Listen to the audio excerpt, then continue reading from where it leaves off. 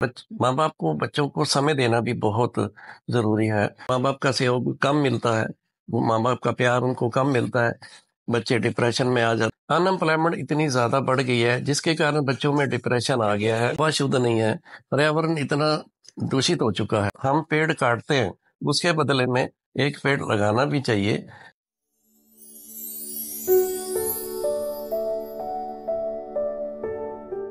नमस्कार दोस्तों, आज हमारे सामने श्री ओपी सचदेवा जी, जो बहुत ही प्रसिद्ध प्राध्यापक भी हैं, साथ में बच्चों को पढ़ाते भी हैं, अभी भी पढ़ा रहे हैं और केंद्रीय विद्यालय में स्कूल से सेवानिवृत्त हैं। सचदेवा जी, बहुत बहुत स्वागत है आपका। धन्यवाद। और हमें बहुत अच्छा लगा कि हमारे द कास्ट चैनल पर आप आए हैं। सबसे पहले तो मैं अपने दिल की गहराइयों से, आपने जो आइकॉनिक आर्ट सोसाइटी बनाई है, जिनके उद्देश्य समाज में जो डिप्रेशन आ रहा है बच्चों में, पर्यावरण की प्रॉब्लम आ रही है, और जो बच्चे आर्थिक रूप से पिछड़े हुए हैं उन बच्चों को वो पढ़ना तो चाहते हैं, लेकिन समाज में उनको आर्थिक मदद नहीं मिल रही है, जिस कारण वो उच्च शिक्षा ग्रहण नहीं कर पा रहे।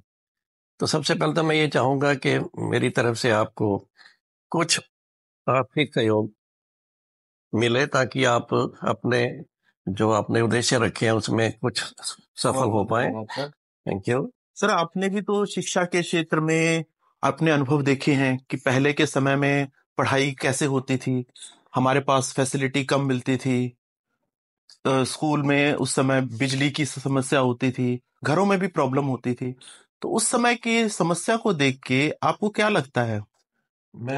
मैं बात करना चाहूंगा सन 1950 की, जब मैं इस धरती पर आया। मेरे माता पिता गांव में रहते थे, करनाल डिस्ट्रिक्ट था, और वहाँ एजुकेशन की कोई फैसिलिटी नहीं थी। प्राइमरी स्कूल था, जनसंख्या भी उस गांव की बहुत कम थी, बहुत कम लोग अपने बच्चों को शिक्षा ग्रहण करने के लिए स्कूलों में भेजते थे। शहर वहाँ से काफ़ी दूर था, ट्रांसपोर्ट फैसिलिटी होती नहीं थी, इसलिए जो बच्चे शिक्षा लेना चाहते थे वो ले नहीं पाते थे। मेरे पिताजी गांव में खेती करते थे, वो अनपढ़ थे। उन्होंने सोचा कि मैं तो अनपढ़ हूँ, लेकिन मेरे बच्चों को शिक्षा जरूर मिलनी चाहिए, होनी चाहिए। हम 4 भाई और 3 बहनें थे, तो उन्होंने ये सोचा कि बच्चों को शिक्षित किया जाए। तो उन्होंने गांव से शिफ्ट किया मॉडल टाउन करनाल में। हमारे घर से 1 फरलांग के आसपास गवर्नमेंट प्राइमरी स्कूल हुआ करता था। हमने वहाँ क्लास 1 से क्लास 4 5 तक शिक्षा ग्रहण की। उसके बाद फिर हमारे पिताजी ने हमें एक मिडिल स्कूल में एडमिट कराया। वो दयानंद मॉडल हाई स्कूल था।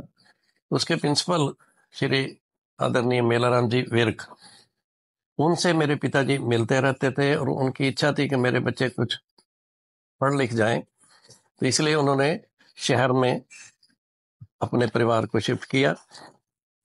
हम शिक्षा ग्रहण करते थे, उस वक्त फैसिलिटी नहीं होती थी, माता पिता अनपढ़ होते थे। आज के समय में तो ऑलमोस्ट जो पेरेंट्स हैं जो शहरों में रहते हैं या सेमी अर्बन एरिया में रहते हैं, इवन गांव में भी रहते हैं, गांव भी अब शहरों से कोई ज़्यादा दूर नहीं है या फैसिलिटीज़ में पीछे नहीं है, क्योंकि आजकल के पेरेंट्स भी पढ़े लिखे हैं और वो बच्चों को अपना सहयोग देना चाहते हो भी नहीं दे पाते, क्योंकि वो अपने काम में व्यस्त होते हैं। पेरेंट्स ये चाहते हैं कि हम अपने व्यवसाय में, अपनी नौकरी में अपने आप को सफल करें, तो बच्चों की तरफ उनका ध्यान कम जाता है।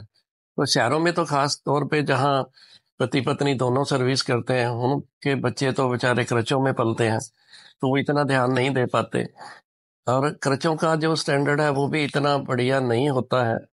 हर टाइप के बच्चे वहाँ क्रच में आते हैं, तो क्रच वाले भी, क्योंकि बच्चे क्रच में बहुत ज्यादा होते हैं, तो एक एक का वो ध्यान नहीं रख पाते, तो ये भी एक समस्या आती है। और जिसके कारण, क्योंकि माँ बाप व्यस्त होते हैं अपने कार्य में, बच्चों में क्योंकि माँ बाप का सहयोग कम मिलता है, वो माँ बाप का प्यार उनको कम मिलता है, बच्चे डिप्रेशन में आ जाते हैं, स्ट्रेस में आ जाते हैं। हाँ, माँ बाप ये चाहते तो हैं कि हमारे बच्चे उच्च शिक्षा ग्रहण करें, पर माँ बाप का सहयोग बच्चों की उच्च शिक्षा ग्रहण करने में नहीं मिल पाता। वो फैसिलिटीज दे सकते हैं, सुख सुविधाएं दे सकते हैं, पर जो हमें उनको बच्चों को देना चाहिए समय, वो नहीं दे पाते। सर, समय देने के लिए आज के जो माता पिता हैं वो नौकरी पेशे में व्यस्त रहते हैं। अब उसके लिए हम माता पिता को तो हम दोषी नहीं ठहराएंगे, फिर हम क्या कर सकते हैं? आज के जो युवा पीढ़ी है, पढ़ने वाले बच्चे हैं, अपनी पढ़ाई को और इम्प्रूव करें, डिप्रेशन में ना जाएं, ऐसा आप हमें सुझाव बताइए ताकि हमारे जो श्रोता लोग हैं वो भी इसको जान सके। अपना अनुभव देख के बताइए। देखो, बच्चों के प्रथम गुरु तो उनकी माँ होती है, पिताजी होते हैं। ठीक है, माता पिता का उद्देश्य यही है कि वो आर्थिक रूप से तरक्की करें, बच्चों की जो सुख सुविधाएं उनको चाहिए, या अच्छे स्कूल में पढ़ाने के लिए जो उनको चाहिए वो उनको दे पाए। लेकिन माँ बाप को बच्चों को समय देना भी बहुत ज़रूरी है। माँ बाप को पता होता है कि मेरे बच्चे में क्या गुण है, मेरा बच्चा भविष्य में किस क्षेत्र में तरक्की कर सकता है। तो हालांकि गवर्नमेंट ने भी हॉस्टल भी बना रखे हैं, कुछ ऐसे विद्यालय हैं, नवोदय विद्यालय हैं, जहाँ ज़्यादातर लोग गांव से आते हैं। 70% जो स्टूडेंट्स होते हैं वो गांव से होते हैं। और जो गवर्नमेंट ऑफ इंडिया है वो ये चाहती है कि जो रूरल एरिया से बच्चे शिक्षा ग्रहण नहीं कर सकते, उनके लिए उन्होंने नवोदय विद्यालय शुरू किए, जहाँ उनको बिल्कुल निःशुल्क शिक्षा मिलती है। यहाँ तक कि उनको खाना पीना भी निःशुल्क होता है। उनके जो अध्ययन सामग्री होती है, किताबें होती हैं, कापियाँ होती हैं, वो भी उनको विद्यालय government of India he provide करता है। तो बड़ा अच्छा सुनहरा अवसर गवर्नमेंट ऑफ इंडिया ने नवोदय विद्यालय के बच्चों को दे रखा है। अभी तो एक और नेशनल बोर्ड जो इन्होंने स्वामी रामदेव जी ने शुरू किया है, नेशनल एजुकेशन पॉलिसी में स्वामी रामदेव जी ने ऐसा बोर्ड शुरू किया है जिसमें वो चाहते हैं कि बच्चे का चौमुखी विकास हो, ना केवल शैक्षिक क्षेत्र में बल्कि उनके व्यक्तित्व में भी विकास होना चाहिए। उनको अपना शारीरिक संबंधी भी कोई प्रॉब्लम नहीं आनी चाहिए। जैसे आप देखिए कि हमारे समाज में खाने पीने की चीजें शुद्ध नहीं मिलती हैं, हवा शुद्ध नहीं है, पर्यावरण इतना दूषित हो चुका है। पर्यावरण की शुद्धता के लिए गवर्नमेंट प्रयास तो करती है, लेकिन समाज की जो जरूरतें हैं, घर बनाने हैं, घरों की संख्या बढ़ती जा रही है, उसमें जो दरवाजे खिड़कियां होती हैं वो लकड़ी की बनाने, उसके लिए उनको वन काटने पड़ते हैं। लेकिन आम जनता में ये जागृति होनी चाहिए कि जो हम पेड़ काटते हैं उसके बदले में एक पेड़ लगाना भी चाहिए। एक पेड़, हमारे गुरुजी कहते हैं कि एक पेड़ जो है वो पूरे दिन में 30-40 किलो ऑक्सीजन तैयार करता है, और हमें 2-3 लीटर ऑक्सीजन प्रति व्यक्ति रोज चाहिए। अब क्योंकि हमें जो ऑक्सीजन चाहिए, जितनी चाहिए उतनी ऑक्सीजन अशुद्ध हवा में, दूषित हवा में मिल नहीं पाती। तो इसलिए हमें ये चाहिए, या समाज को ये चाहिए कि वो अपना दायित्व निभाए। सारे काम सरकार नहीं कर सकती। हर नागरिक को ये चाहिए कि वायु को शुद्ध रखा जाए, तो उसके लिए पेड़ पौधे लगाए जाएं। पेड़ पौधे आप घरों में भी लगा सकते हैं। बहुत अच्छा सुझाव है सर। मैं एक बात कहना चाहूंगा, आपने जो बात बताई है कि पर्यावरण के लिए, तो आपको क्या लगता है कि आज के जो शिक्षा प्रणाली है उसमें क्या वास्तव में ये जो पर्यावरण के बारे में, शारीरिक विकास के बारे में और आध्यात्मिकता के बारे में, क्या ये चीजें पढ़ाई जाती है या पढ़ानी चाहिए? इनको लिए कोई आप सुझाव बताएंगे? जो central board of secondary education है उसने प्रयास तो किया है, कुछ लाइफ स्किल्स भी उन्होंने शिक्षा में लाने की कोशिश की है कि बच्चा अगर स्कूलिंग खत्म करता है तो उसके अगर वो हायर एजुकेशन नहीं अफोर्ड कर सकता तो उसमें ऐसी स्किल डेवलप की जाए, लाइफ स्किल जिसको बोलते हैं, या कुछ वोकेशनल कोर्सेज भी गवर्नमेंट ने स्टार्ट किए हैं। वो वोकेशनल कोर्स करने के बाद बच्चा अपना खुद व्यवसाय शुरू कर सकता है और वो आर्थिक रूप से अपने आप को संपन्न कर सकता है। हमारे समय में क्योंकि संयुक्त परिवार होते थे, संयुक्त परिवार में जो बच्चे थे वो बड़े अच्छे ढंग से पल जाते थे। अब स्कूलों में तो बहुत कम बच्चे जा पाते थे, इसलिए जो पेरेंट्स होते थे वो बच्चों को किसी न किसी व्यवसाय में लगा देते थे। बहुत कम जो बच्चा निपुण होता था या पेरेंट्स ये समझते थे कि ये बच्चा हायर शिक्षा में जा सकता है, सिर्फ उन्हीं को भेजते थे। बच्चे पल जाते थे, क्रचिज नहीं होती थी, वो सिर्फ परिवार ही क्रच का काम करता था, वही उन बच्चों को पालता था।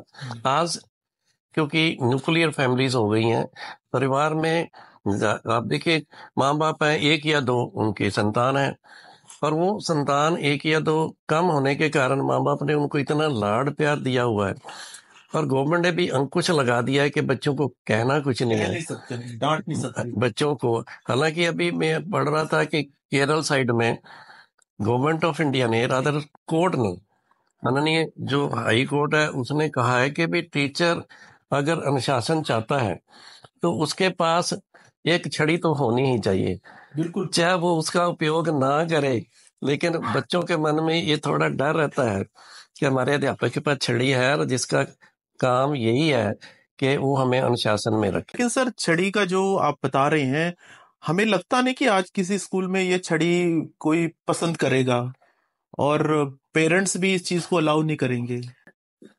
उसका कारण यही है ना कि हमारी जो परिवार है वो संयुक्त नहीं रहे, हमारे न्यूक्लियर परिवार आ सर गए। मुझे आप थोड़ा स्पष्ट बताएंगे कि न्यूक्लियर फैमिली का और जो अनुशासन का है उसमें क्या संबंध है आज के समय?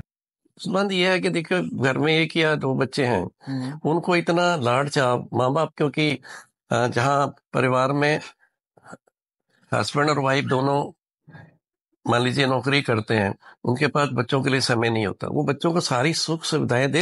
यानी सर आपका कहने का मतलब है कि आज की जो शिक्षा प्रणाली है उसमें जो हम पहले के समय में गुरुकुल शिक्षा कराते थे वो होनी चाहिए। गुरुकुल शिक्षा अब रिप्लेस हो गई है, लोग हॉस्टल में रहना शुरू कर दिया। नवोदय विद्यालय में आप देखिए कि सभी बच्चे जो है उनको हॉस्टल में रहना जरूरी होता है। हाँ, हालांकि जो पेरेंट्स है वो उनको वंस ए वीक या पीटीएम मीटिंग्स होती हैं, तो उसमें माँ बाप अपने बच्चों को मिल सकते हैं। मेरा प्रश्न ये है सर कि जो गुरुकुल शिक्षा प्रणाली है वो आज हमारे स्कूलों में कॉलेजों में क्यों नहीं पढ़ाई जा रही, और जो हम मॉडर्न मॉडर्न की बातें कर रहे हैं उस पर ज्यादा पेरेंट्स क्यों उसको देख के प्रभावित हो रहे हैं?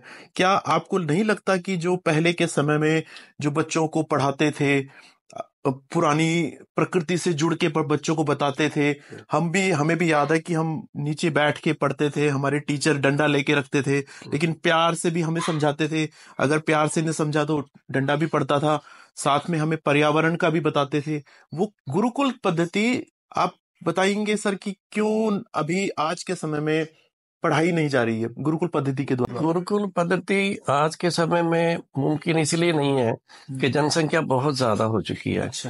नंबर एक, जनसंख्या इतनी ज्यादा होने के कारण जैसे ये जंगल काटे जा रहे हैं जी, आप ये देखिए कि शहरों में कितने कितने मंजिली मकान फ्लैट्स बनते जा रहे हैं, हालांकि उसकी जरूरत भी नहीं होती, लेकिन उससे बावजूद भी ये जो सोसाइटीज हैं पैसा कमाने के लिए वो इतनी इतनी मंजिली इमारतें खड़ी कर देते हैं जी। और क्योंकि अब परिवार में एक या दो संतान होती हैं, तो पेरेंट्स भी नहीं चाहते कि उनके बच्चे दूर रहे।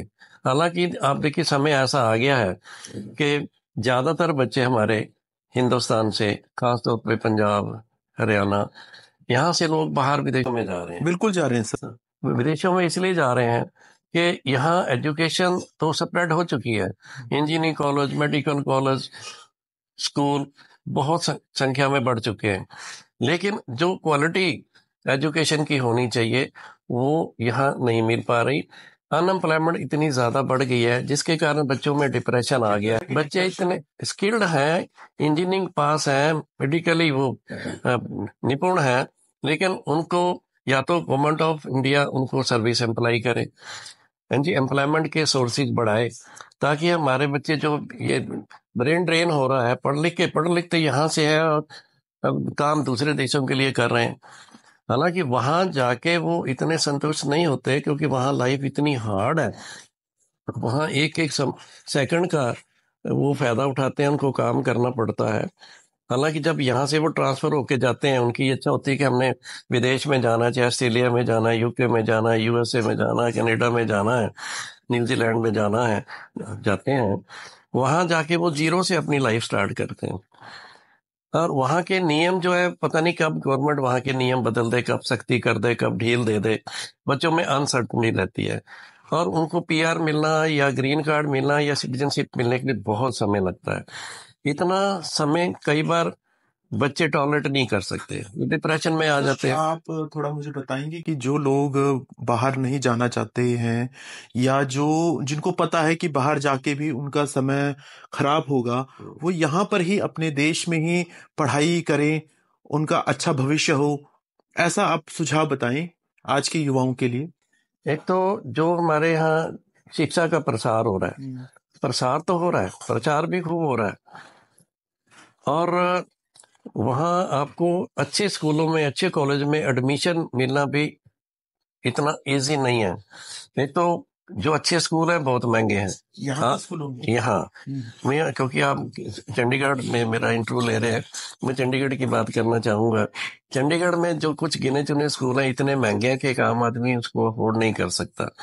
उसको लाखों रुपए डोनेशन देनी पड़ती है तब कहीं जाकर वहाँ एडमिशन मिलता है। एजुकेशन में ये होना नहीं चाहिए, प्राइवेट स्कूल नहीं होने चाहिए मेरे हिसाब से। सभी स्कूल गवर्नमेंट होने चाहिए, गवर्नमेंट कंट्रोल होने चाहिए, और उनमें गवर्नमेंट को चाहिए कि एजुकेशन की क्वालिटी को इम्प्रूव किया जाए, हाँ जी, बजाय क्वांटिटी के क्वालिटी पर ज़्यादा ध्यान दिया जाए, या क्वालिटी और क्वांटिटी पर एक संतुलन बनाया जाए कि जितने इंजीनियरिंग कॉलेज हैं, मेडिकल कॉलेज हैं, प्रोफेशनल कॉलेजेस हैं, उसमें जितने बच्चे पढ़कर निकलते हैं, क्या उनके लिए मार्केट में इतनी एम्प्लॉयमेंट है? फिर बच्चों में डिप्रेशन नहीं आएगी, बच्चे स्ट्रेस में नहीं रहेंगे।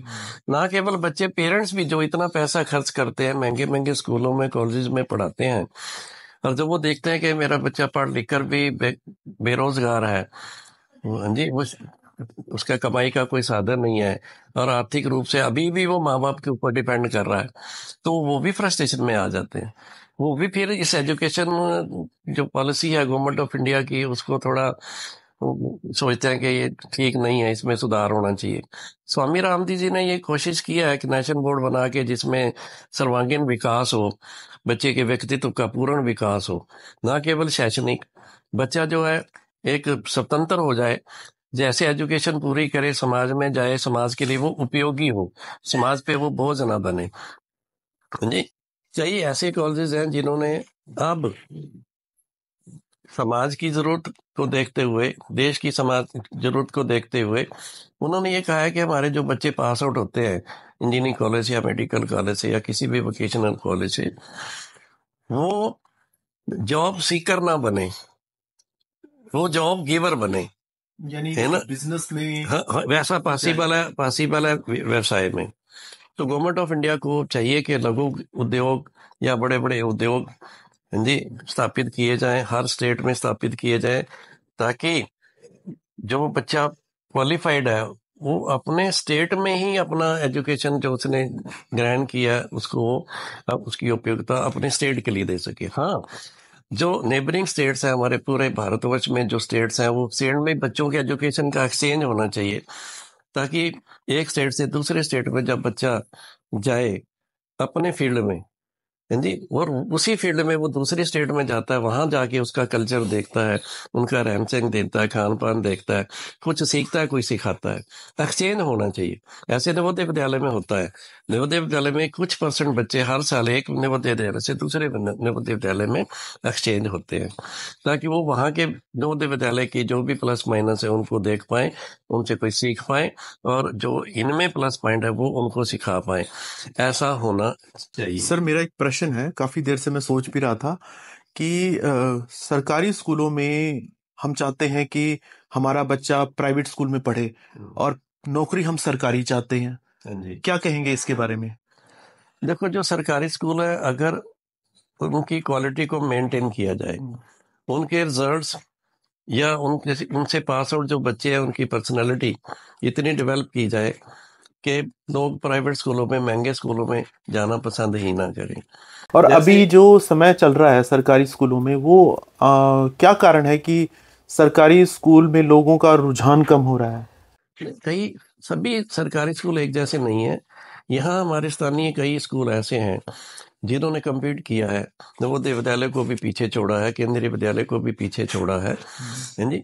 कुछ विद्यालय ऐसे हैं, तो होना ये चाहिए कि ये आप सर चंडीगढ़ की बात कर रहे हैं कि पूरे भारत के? मैं चंडीगढ़ की बात कर रहा हूँ। ठीक है, ये चंडीगढ़ है ना की जी, क्योंकि मैंने चंडीगढ़ के विद्यालय, चाहे नवोदय विद्यालय हैं, केंद्रीय विद्यालय हैं, सरकारी विद्यालय हैं, उनका अध्ययन किया है। प्राइवेट विद्यालय उनका भी अध्ययन किया है जी।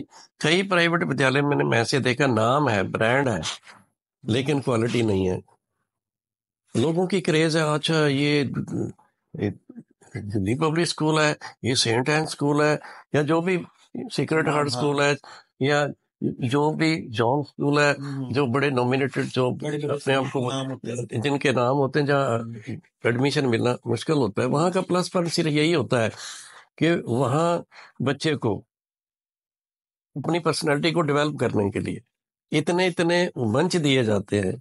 अगर किसी बच्चे में लीडरशिप क्वालिटी है तो वो किसी हाउस का कैप्टन बना दिया जाता है, एनसीसी उसको बता दी। अगर कोई बच्चा मान लीजिए देश सेवा करना चाहता है, फौज में जाना चाहता है, तो एनसीसी उसके लिए है। या समाज सेवा करना चाहता है, एनएसएस उसके लिए वहाँ मिल जाती हैं। अगर वो एक अच्छा खिलाड़ी बन जाता है, वहाँ अच्छे अच्छे ग्राउंड है जी, वहाँ स्पोर्ट्स में उनको स्किल्ड किया जाता है। हमारे चंडीगढ़ से ये डीएवी स्कूल है, डीएवी स्कूल से कई क्रिकेटर ऐसे निकले हैं, जैसे युवराज है, इनके ऐसे निकले हैं। तो ऐसे कई और स्कूल भी हैं जहां उन्होंने बड़े बड़े स्टेडियम बना रखे हैं, लेकिन वो अच्छे खिलाड़ी पैदा नहीं कर पा रहे, कारण कुछ भी हो जी। कई तो बच्चे इसलिए एडमिशन वहां लेते हैं कि हमारे कम से कम हम स्पोर्ट्स में स्किल हो जाएंगे, स्पोर्ट्स में कुछ। हमारे प्रिंसिपल हुआ करते थे, वो कहते थे यार बच्चों को आप एकेडमिक साइड पे ज्यादा जोर मत दो, बच्चे का आप ट्रेड देखो, उसमें जो है उसकी जो पर्सनैलिटी में जो ट्रेड्स हैं जी, जैसे गांधीयन एजुकेशन फिलॉसफी है कि टैलेंट जो है is within the child, the teacher is to just exploit, उसको बाहर निकालना है। गुण सभी में है, लेकिन आपने टीचर ने, पेरेंट्स ने उस गुण को ढूंढना है, और उस गुण को बाहर लाना है, उसका विकास करना है। चाहे वो ओरेटर का हो, जर्नलिज्म का हो, स्पोर्ट्स का हो, वो राजनीतिक नेता का हो, अभिनेता का हो, है जी। समाज में बड़े क्षेत्र ऐसे हैं आजकल। बच्चे को डिप्रेशन में नहीं आना चाहिए, बच्चे को स्ट्रेस नहीं लेना चाहिए। सिर्फ एकेडमिक साइड में अगर मार्क्स कम आते हैं जी, जैसे जेई में मान लो उसने एग्जाम देना है या नीट में एग्जाम देना है, एलिजिबिलिटी जो है मिनिमम कितने आपको कट ऑफ चाहिए उसको उसने लेना है। हाँ, पहले ट्रायल में नहीं आता, दूसरी बार ट्राई करना चाहिए, तीसरी बार ट्राई करना चाहिए। इन्होंने 2-2 3-3 चांस दे रखे हैं।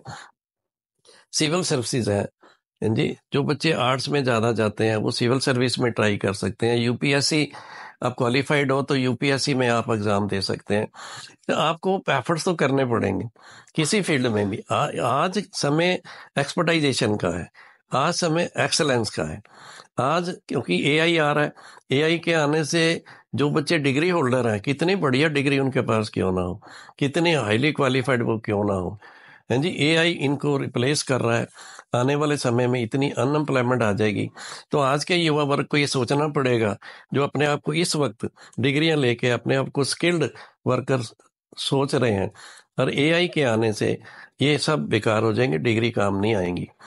आपको कोई उसका अल्टरनेटिव सोचना पड़ेगा। कंपनी ना मालूम कब उस एम्प्लॉय को अनएम्प्लॉयड कर दे, तो उस एम्प्लॉय को ये सोचना पड़ेगा कि एआई के आने से अगर मेरी ये डिग्री काम नहीं आ रही तो मेरे लिए उसके लिए अल्टरनेटिव विकल्प क्या है, ताकि मैं आर्थिक रूप से सही। लेकिन सर आज के समय में जो एआई लोग इस्तेमाल कर रहे हैं, युवा वर्गों को हमने देखा है कि एआई से तो उनको नई नई टेक्नोलॉजी का पता लग रहा है।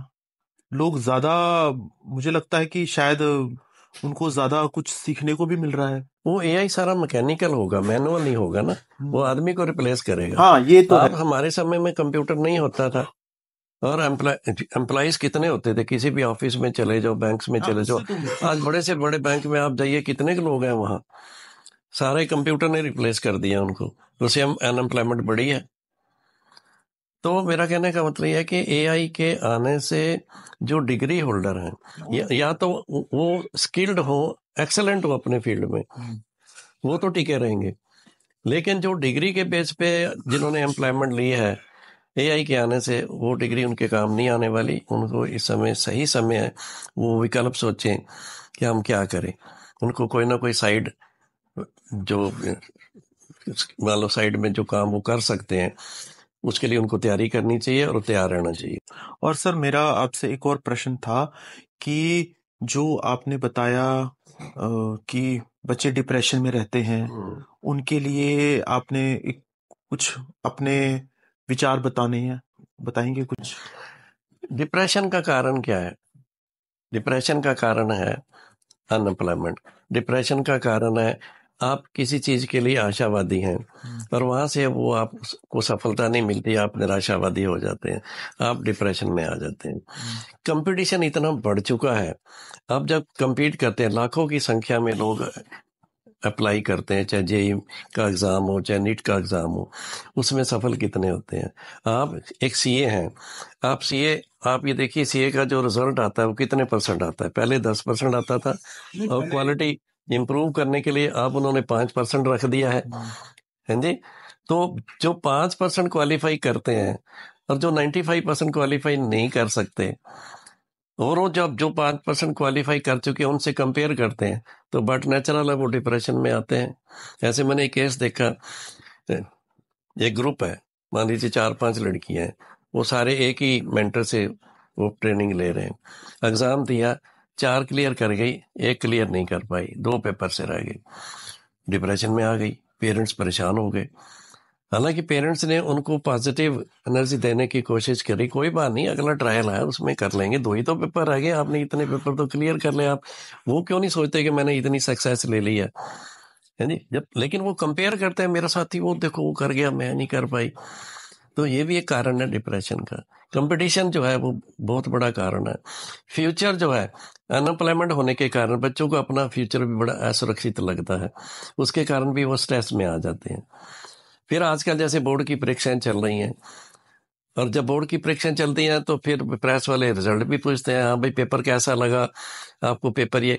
तो पेपर में जैसे 3-3 सेट आ रहे हैं, तो पेपर में अब सेट तीनों, या तो पेपर सेट तीनों में बैलेंस बना के रखे, फिर वो कंपेयर करते हो ये सेट तो बड़ा मुश्किल था, ये सेट तो बड़ा इजी था, इनको तो फायदा हो गया, हमें तो नुकसान हो गया। वो कंपेयर करते हैं, वो भी स्ट्रेस में आ जाते हैं, डिप्रेशन में आ जाते हैं, ये तो मेरे से आगे निकल जाए, इसके मार्क्स तो ज़्यादा आ जाएंगे, मेरे को पेपर ये मिलना चाहिए था।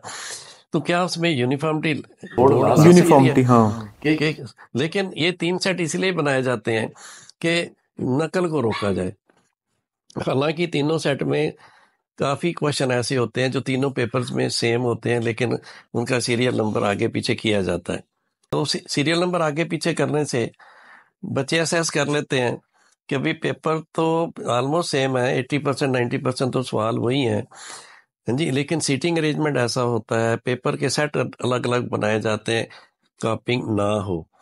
वैसे सर आपने बिल्कुल सही कहा कि सीए में भी रिजल्ट बहुत कम आता है। खुद मैं चार्टेड अकाउंटेंट हूँ, मुझे भी अपना अनुभव अगर बताने का मौका मिलेगा तो मैं यही कहूंगा कि लाइफ में जो सीए बन जाते हैं उनके बाद ही स्ट्रगल शुरू हो जाता है सर। आप प्रोफेशन में जाओ, जॉब में जाओ, हर जगह स्ट्रगल है। लेकिन मैं इस चीज को एक मानता हूं कि स्ट्रगल आपका एक्सपीरियंस बनाता है। तो बच्चों को भी, आज की जो युवा पीढ़ी है सर, ये मेरा भी अपना विचार है कि आप स्ट्रगल के कारण अपनी लाइफ में टेंशन ना लीजिए। देखो, आपने कहा कि हमने सीए किया, सीए एक डिग्री हासिल की है। आम आदमी सीए भी सुगमतापूर्वक नहीं कर सकता, किसी डिग्री को हासिल करना भी, उसमें भी स्ट्रगल है। जब जब पहला जो पड़ाव है वो डिग्री हासिल करना, और उसके बाद अपने आप को समाज में सेट करना, अपने आप को देश के लिए उपयोगी साबित करना, उसमें भी स्ट्रगल है। महात्मा गांधी जी कहा करते थे कि it's not bad to be a cobbler, being a cobbler if you are unable to mend the shoes properly that is not good. आप वो कहते हैं कि आप मोची बन जाओ, लेकिन मोची बनने के बाद अगर आप में वो स्किल नहीं है कि आप दूसरों के जूतों को सही कर सको, वो बुरा है। आज स्किल्ड का ज़माना है, एक्सेलेंस का ज़माना है, आप किसी भी फील्ड में हो। हमने देखा है कि लोग रेत खा के, कीले खा के गिन्नी बुक में अपना नाम लिखवा गए, जो हर आदमी ऐसा नहीं कर सकता, है ना जी। तो सीए करके अगर आप समाज के लिए या देश के लिए अपनी उपयोगिता आप साबित कर सकते हैं, तो वो असली तो अचीवमेंट, आपकी उपलब्धि वही मानी जाएगी कि हाँ, आप जैसा कोई दूसरे सीए ना हो, क्योंकि कंपटीशन शुरू हो जाता है। हर सीए या हर जो एम्प्लॉई होता है, हर व्यवसायी जो होता है, वो अपने आप को दूसरों से बेहतर साबित करने की कोशिश करता है। वहाँ स्ट्रगल आता है कि मैं दूसरों से, जिसमें अभी समाज में फलाने सीए का नाम है, मैं उससे आगे निकल जाऊं। ये स्पर्धा होनी चाहिए। इसमें किसी से आपने भेदभाव या उसे ईर्ष्या नहीं करनी, स्पर्धा करनी है। कंपटीशन में आओ, है ना। अपने आप को ऊंचा करने के लिए उनको नीचा मत दिखाओ। अपने आप को ऊंचा करने के लिए आप जैसे लकीर खींची है तो अपनी लकीर को लंबा करो, है जी, ना कि दूसरों की लकीर को आप छोटा कर दो। इस चीज़ का ध्यान रखना होता है, फिर समाज आपकी कदर करता है। तो एक और मेरा आपसे प्रश्न था कि जो आज के समय में जो पर्यावरण के बारे में विद्यार्थियों को पढ़ाया नहीं जाता, और मुझे लगता है कि पढ़ाने से ज्यादा लोगों को जागरूक करना चाहिए कि आज के समय में दिल्ली जैसे शहर का हाल हमारे चंडीगढ़ का शहर का हाल ना हो जाए। जैसे दिल्ली में हो रहा है वैसे चंडीगढ़ में ना हो। क्या क्या कहते हैं इसके बारे में? कुछ समाज की मजबूरियां भी होती हैं, कुछ अज्ञानता भी है, लोगों में जागरूकता की कमी है कि एक पेड़ का क्या काम हो सकता है। आप कोई भी देखिए, शमशान घाट में जाते हैं, एक मुर्दे को जलाते हैं, 3-4 क्विंटल लकड़ी वहाँ इस्तेमाल की जाती है। उस में जो लोग उनके रिश्तेदार या सगे संबंधी होते हैं या मित्रगण होते हैं, उनको कम से कम आधा पौना घंटा उस शमशान घाट में ठहरना पड़ता है।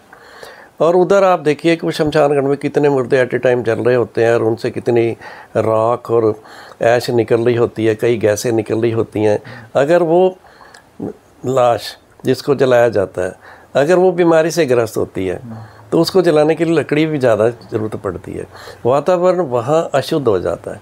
फिर गवर्नमेंट की ड्यूटी बनती है कि उस शमशान घाट के चारों तरफ या उस एरिया में कौन से ऐसे पेड़ लगाए जाएं जो उस दूषित वातावरण को शीघ्र से शीघ्र शुद्ध कर दे।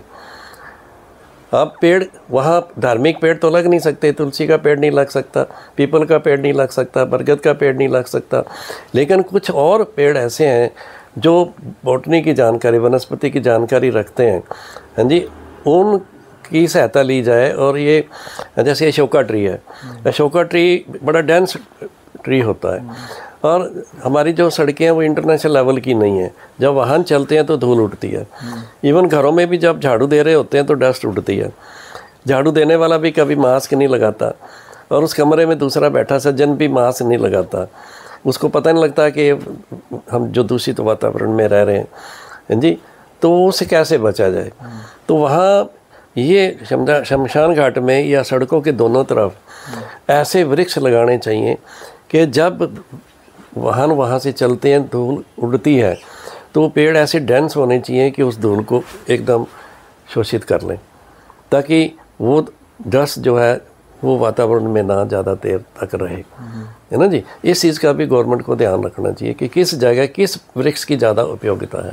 और अभी जो चंडीगढ़ में, क्योंकि चंडीगढ़ तो पर्यावरण यहाँ का सही है, लोगों को शुद्ध हवा मिलती है। क्या आपको लगता है कि आने वाले समय में कोई ऐसी परिस्थिति ना आए जो दिल्ली में या बड़े शहरों में हो रही है? और अगर ऐसी परिस्थिति हो तो हमें क्या करना चाहिए? देखो, पहले जैसे लोग दशहरा मनाते थे, दिवाली मनाते थे, या और कोई त्यौहार है, हमारे भारतीय टीम, क्रिकेट टीम या हॉकी की टीम या फुटबॉल की टीम या कोई भी टीम जीत जाती थी तो लोग खुशी का इजहार करते थे। पहले जनसंख्या कम होती थी, पेड़ पौधे ज़्यादा होते थे, तो खुशी का इजहार पटाखों से कर सकते थे, आतिशबाजी से कर सकते थे। अब पॉपुलेशन इतनी ज़्यादा हो गई है, जनसंख्या के बढ़ने से अब मान लीजिए ऐसे त्योहारों पे आप अपनी खुशी का इजहार करते हैं, तो आपको ये थोड़ा सोचना चाहिए कि हाँ, एक संकेत के रूप में आप पटाखा चलाते हैं, आतिशबाजी करते हैं, एक संकेतित कि हाँ आपको खुशी है, लेकिन आपको उसकी सीमा पर ध्यान रखना चाहिए कि इससे ज़्यादा पटाखे आपको वहाँ नहीं जलाने हैं। वो ना केवल उससे हवा का प्रदूषण होता है, उसमें आप इसका नॉइस पोल्यूशन भी होता है। अब जितनी गाड़ियां सड़क पे चलती हैं, जो इनके ऊपर भी एक नियंत्रण होना चाहिए कि बिना किसी उद्देश्य के सड़क पे जाते हुए गाड़ियां हॉर्न ना बजाएं। इवन जागरूकता ना होने के कारण कई लोग हॉस्पिटल में भी गाड़ियां ले जाते हैं तो वहां भी हॉर्न बजाना शुरू कर देते हैं। उस जगह तो बिल्कुल निषेध होना चाहिए हॉर्न का। लेकिन सड़कों पे जो हॉर्न बजाते हैं, आप विदेशों में जाओ हाँ जी, और ट्रैफिक इतना कंट्रोल्ड होता है, वहाँ हॉर्न बजाने की जरूरत नहीं होती। या तो ड्राइवर उनके बड़े ट्रेंड होते हैं, या गवर्नमेंट का नियंत्रण इतना सख्त होता है, या उनकी जागृति इतनी ज्यादा उनमें पैदा की जाती है कि अननेसेसरी आपने हॉर्न नहीं बजाना। लेकिन यहाँ तो आप देखिए, रेड लाइट है, रेड लाइट को भी लोग क्रॉस का भी रेड लाइट है हाँ जी, और लोग ट्रैफिक वहाँ इकट्ठा हो रहा है, लेकिन पीछे वाला चाहता है कि मैं जल्दी से जल्दी ग्रीन लाइट होती ही निकल जाऊं। अरे रेड लाइट है और फिर भी आप हॉर्न बजाते जा रहे हो हाँ जी। और अब हॉर्न बजाने का वहाँ क्या आपका उद्देश्य है? रेड लाइट होगी उसके बाद ही तो आपको जगह मिलेगी, आप क्यों अननेसेसरी हॉर्न बजा रहे हो? और आगे वाला भी परेशान हो जाता है, स्ट्रेस में आ जाता है कि यार ये क्यों बार बार हॉर्न बजा के मुझे परेशान कर रहा है हाँ जी, नॉइस पोल्यूशन कर रहा है। फिर जब रेड लाइट आ गई तो चाहिए एक समझदार ड्राइवर को कि गाड़ी को बंद रखे। उस समय उसको पता होता है ये 90 सेकंड्स का है या कितने सेकंड्स का यहाँ रेड लाइट रहेगी, आप उसको ऑफ करके रखें ताकि वायु प्रदूषण पे थोड़ा सा नियंत्रण। चंडीगढ़ में तो मुझे लगता है कि इस पर काफी नियंत्रण कर रही है सरकार ने भी, अपने कड़े कानून बनाए हैं। और मुझे लगता है कि मैंने कई बार देखा है यहाँ पर बोर्ड में लगे होते हैं, जहाँ पर रेड लाइट होती है वहां पर लिखा होता है कि नो हॉन्क प्लीज। ऐसे भी कहीं जगह पे होता है। बेशक लिखा होता है, ये एक दिशा निर्देश है, लेकिन उसको व्यवहार में लाना ये तो हमारा काम है, उसके लिए ये तो हम लोग करेंगे ना। हाँ, अगर हम लोग नहीं करेंगे तो फिर वो लिखा हुआ ना लिखा हुआ सब बराबर। नागरिक है वो अपने अधिकार के प्रति ज्यादा जागरूक है, लेकिन अब उनकी जो ड्यूटी क्या बनती है, उनका कर्तव्य क्या बनता है, उसके प्रति वो अपनी जिम्मेवारी नहीं निभाते है ना जी। तो इसलिए लिखने से एक बात नहीं बनेगी। जब आप दिवाली दशहरा मनाते हैं, पटाखों के इतने ज्यादा बजा देते हैं कि वायु में इतना ज्यादा प्रदूषण हो जाता है, पीपीएम इतना ज्यादा बढ़ जाता है, जिसको शुद्ध करने में महीनों लग जाते हैं, महीनों लग जाते हैं। क्या ये चंडीगढ़ में भी हालत हो रही है ऐसे? हमारा वायुमंडल या वातावरण इतना प्रदूषित हो जाता है जिसको सही करने में बहुत समय लगता है। तो लोगों को ये सोचना चाहिए कि सांकेतिक रूप से आप अपनी खुशी जाहिर करो। हाँ, पटाखों से करना है या और भी कई तरीके हैं। समय बदल चुका है ना जी, प्रदूषण बहुत ज्यादा हो चुका है। यहाँ भी आप देखिए, कहा हमारे यहाँ जो एयर क्वालिटी इंडेक्स है कई बार 300 को भी क्रॉस कर जाता है। अच्छा। और मुझे कुछ समय बाहर जाने का मौका मिला, कनाडा में जाने का मौका मिला। वहां आप देखें 1 या 2 या 3, अच्छा। इससे ज्यादा होता ही नहीं। नंबर 1, वहां खान पान में इतनी शुद्धता, कोई कंट्रोल नहीं है, गवर्नमेंट का कंट्रोल है। ठीक है, गवर्नमेंट ने इतना नियंत्रण जनता पे रखा हुआ है, या जितने भी होटल हैं, रेस्टोरेंट हैं जो सामग्री तैयार करते हैं खाने पीने का, कहने की जरूरत ही नहीं पड़ती, चेक करने की जरूरत ही नहीं पड़ती। वहाँ सब चीज नियंत्रण में है। आप ज्यादा मसाला नहीं डाल सकते, आप ज्यादा टेम्परेचर पे उसको फ्राई नहीं कर सकते हाँ जी। और एक वायुमंडल शुद्ध है, खान पान शुद्ध है, पानी ले लो वो शुद्ध है, हवा शुद्ध है, लोगों के विचार शुद्ध हैं, और लोग जो है मेहनत करते हैं और एंजॉय भी करते हैं। अभी मेरी बिटिया से बात हो रही थी, कहते पापा यहाँ तो, कनाडा में है वो, कहती यहाँ तो लोग ढूंढते हैं ऐसा कोई अवसर मिले जिसको हम एंजॉय कर सके, खुशी जाहिर कर सके। चाहे मान लीजिए 4 दिन यहाँ बरसात होती रही, 5वें दिन आधा घंटे के लिए भी धूप निकली तो उसी को एंजॉय करते हैं। हफ्ते में 7 दिन और 5 दिन खूब काम करते हैं, और वो काम देश के हित के लिए होता है। वहां कोई बेईमानी नहीं है, डिसऑनेस्टी नहीं है, डेडिकेशन है, पेट्रियोटिज्म है। वहां के नियम इतने सख्त है कि नियम को मानना पड़ेगा, उनकी अवहेलना वो कर ही नहीं सकते। नहीं, भारत में कई जगह है, लेकिन मैं मानता हूं कि कुछ ग्राउंड लेवल पर ये कमियां हैं हम लोगों में। शिक्षा पद्धति में ऐसा सुधार होना चाहिए। शिक्षा पद्धति ऐसी होनी चाहिए कि जो प्राइमरी एजुकेशन है वहीं से बच्चों के मन में ये ऐसी जागरूकता पैदा की जाए कि भाई हमें वायु को शुद्ध रखना है, हमने खान पान को शुद्ध रखना है, हमें समाज को बुराई से युक्त करना है। आप देखिए पूरे हिंदुस्तान में रामलीला का मंचन होता है। रामलीला में भगवान राम के जो आदर्श समाज के लिए उन्होंने स्थापित किए थे, उनके लिए प्रचार और प्रसार का अवसर होता है। लेकिन रामलीला देखने के बाद जितने दिन भी रामलीला चलती है, उसके बाद क्या भगवान राम के आदर्श उनको पता है? वो मंचन के माध्यम से उनको बताए जाते हैं कि क्या वो देखने वाले जो दर्शक होते हैं, क्या ये तो हम भी देखते हैं कि रामलीला जब चलती है तो फिल्मी गाने लगा देते हैं, नाच गाना चलता है। ऐसा वो सिर्फ एक मनोरंजन का साधन कि जो लोग यहाँ देखने आए हैं, वो दर्शक जो है बोर ना हो, है ना जी। सर, लेकिन मनोरंजन में भी कोई क्वालिटी जो निर्धारित तो होनी चाहिए। वहाँ देशभक्ति के गाने लगाओ, भगवान राम के भजन लगाओ। सर, आपका तो हमें पता लगा है कि आप समाज सेवक भी हैं। आप यहाँ रामलीला कमेटी के में भी आप एक्टिव मेंबर हैं। तो आप क्या क्या कहेंगे इसके बारे में कि जो लोग अभी काम कर रहे हैं, क्या वो ग्राउंड लेवल पे काम नहीं कर रहे हैं, या उनको कोई आप सुझाव देना चाहेंगे अपने साथ के लोगों को? देखिए चंडीगढ़ में कितने ही रामलीला होती हैं, और पूरे हिंदुस्तान में क्या, हिंदुस्तान के बाहर भी रामलीला का मंचन होता है। जो कलाकार होते हैं जी, जो उनको अपना व्यवहार उन दिनों में करना चाहिए, है जी, खान पान शुद्ध रखना चाहिए। कई लोग जो वो धरती पर ही शयन करते हैं, चारपाई पे नहीं सोते उन दिनों में, इतने नियमों का पालन करते हैं। भगवान राम के दर्शाए हुए जितने भी आदर्श हैं, उनकी तहे दिल से पालना करते हैं। लेकिन कई सिर्फ अपनी प्रसिद्धि के लिए, हैं जी, जो मान लीजिए कमेटी भी बनती है, दशहरा कमेटी है या रामलीला कमेटी है, उस कमेटी के जितने सदस्य होते हैं, मैं तो ये चाहूँगा कि वो भी एक आदर्श के रूप में समाज के सामने आने चाहिए। उनका व्यवहार भी समाज में ऐसा होना चाहिए कि ये सोचें कि भगवान राम। मुझे इससे एक बात याद आ गई सर। मैं देख रहा था एक बार टीवी पे, यूट्यूब चैनल पे, कि उसमें ये बता रहे थे कि जब ये रामायण, जो रामानंद सागर जी ने का रामायण आता था, उसमें जितने भी मेंबर थे शुरू से लेके आखिरी एपिसोड तक, जो भी उसमें कैरेक्टर थे, राम जी का कैरेक्टर निभाने वाले, सीता जी के, उनको सबको बताया था कि आपका खान पान बिल्कुल शुद्ध रहेगा, बिल्कुल आपने ऐसे रहना है जैसे हम रामायण में जैसे किरदार असल में निभाना आपने। और वास्तव में मुझे लगा है कि शायद दारा सिंह जी हैं और भी हैं, उन्होंने तो शाकाहारी भोजन शुरू कर दिया, ऐसा भी हमें सुनने को आया। तो क्या आपको लगता है कि जो व्यक्ति किरदार निभा रहा है, उसको उसमें डूबने के लिए, या कोई भी व्यक्ति, खाली किरदार नहीं, जो आम व्यक्ति भी है, उसको अगर अपने दूसरों को बताना है, एक आदर्श स्थापित करना है, तो पहले खुद वो चीजें अपने ऊपर इम्प्लीमेंट करे? तो मंच पे जाना कला का प्रदर्शन है। जितने भी कलाकार, उनको जो भी रोल दिया जाता है जी, वो मंच पे उसका प्रदर्शन करते हैं, और उस कला को वो क्या जिंदा रख सकते हैं। उस कला में अगर कोई भगवान राम का मान लीजिए अभिनय कर रहा है, तो क्या वो ये सोच सकता है कि मैं, जो सामने दर्शक बैठे हैं, श्रोतागण बैठे हैं, वो जो राम का अभिनय कर रहा है, उसमें ये राम की मूर्ति देखें, उनके प्रति उनकी श्रद्धा हो कि ये भगवान राम ही हैं। राम तो राम ही रहेंगे सर, राम ही हैं, है ना जी।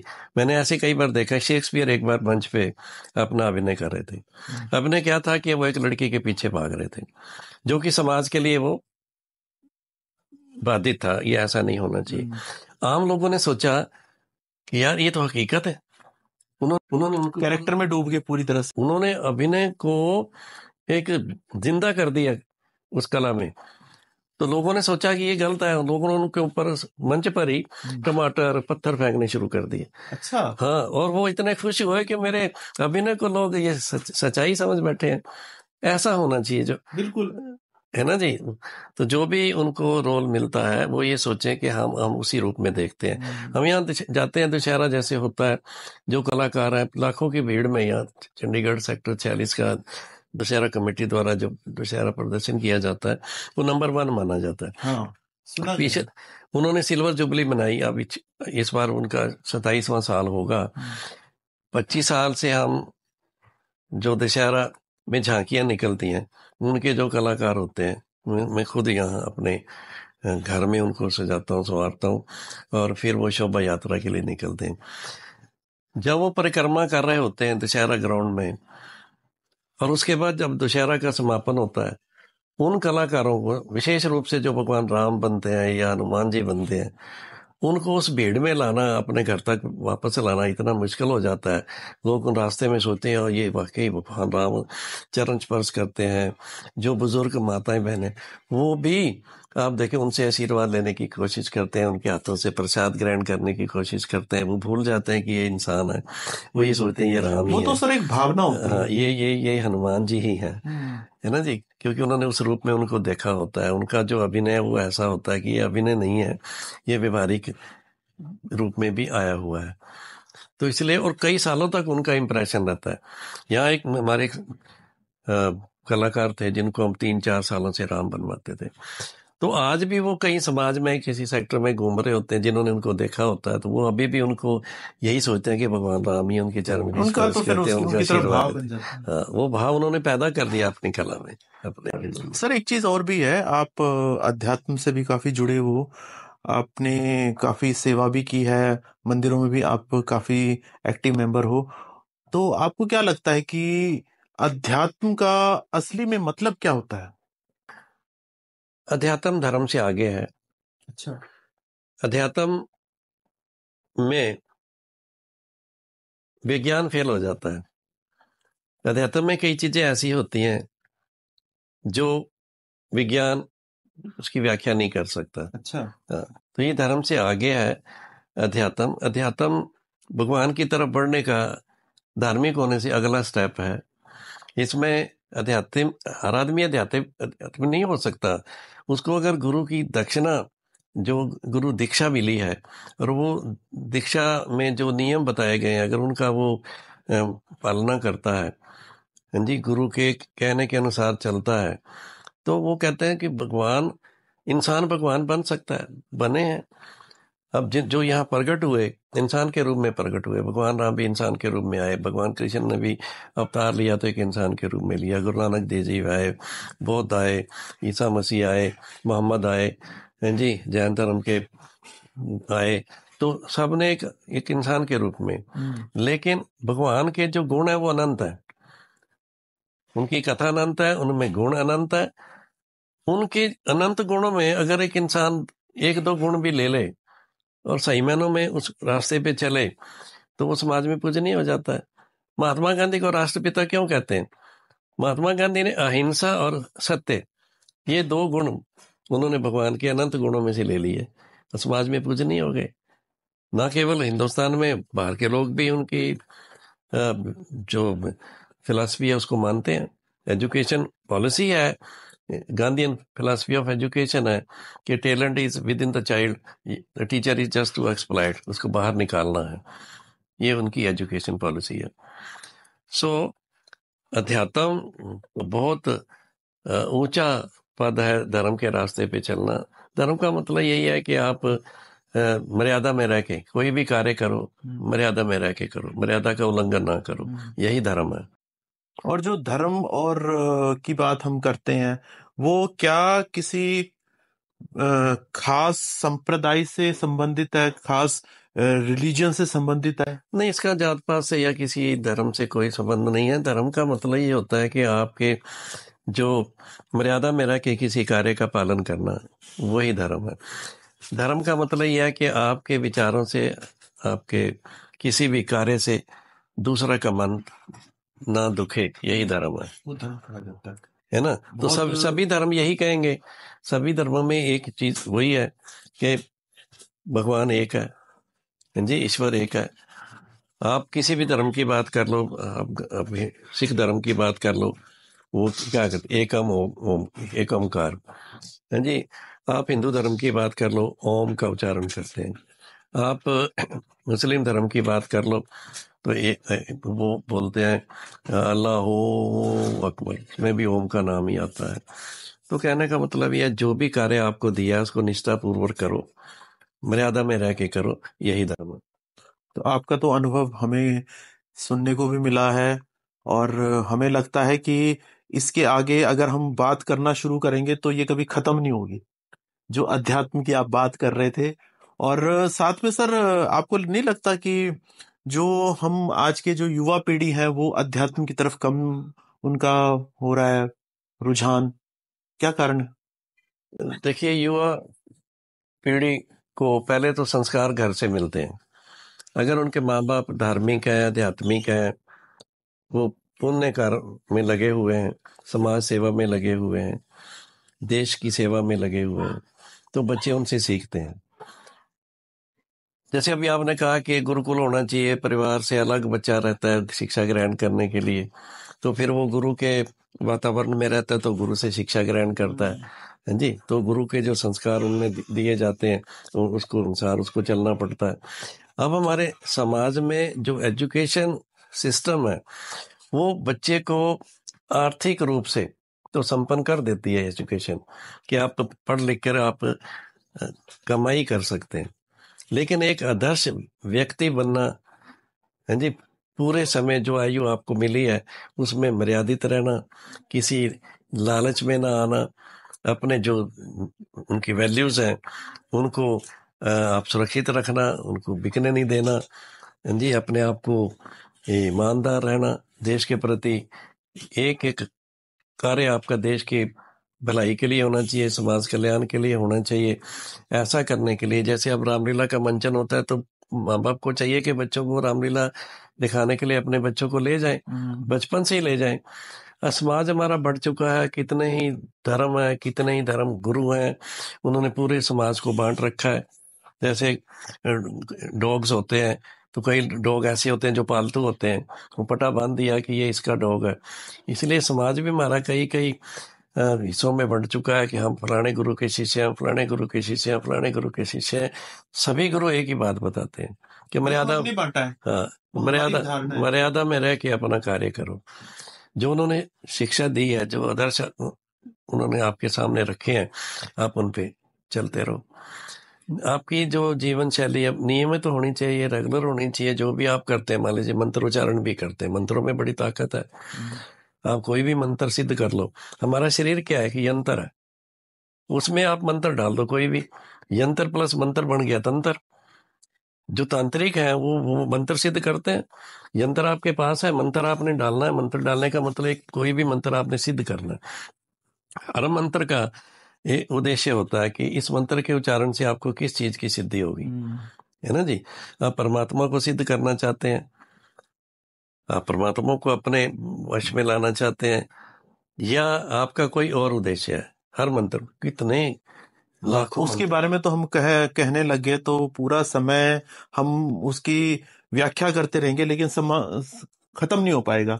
करोड़ों मंत्र हैं, होता है सर। और वो मंत्र समाज को, समाज के लोगों को, युवा वर्ग को वो भ्रमित कर देते हैं कि कौन सा मंत्र का उच्चारण किया जाए।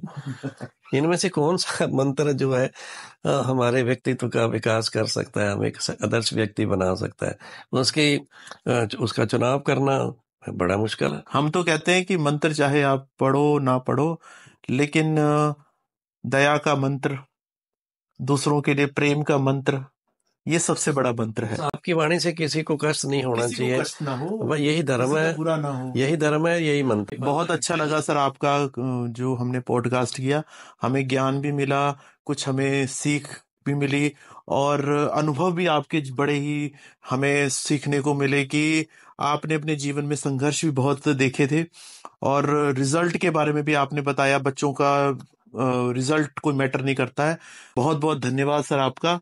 सभी दर्शकों का तहे दिल से धन्यवाद करना चाहूँगा, और आइकन आर्ट सोसाइटी के जो सदस्य जिन्होंने मेरा साक्षात्कार किया, मैं तो एक तुच्छ व्यक्ति हूँ, इन्होंने मुझे इतना मान दिया, मेरे से विचारों का दान प्रदान किया, मैंने इनसे कुछ सीखा, मैं इनके लिए भी तहे दिल से आभारी हूँ। धन्यवाद।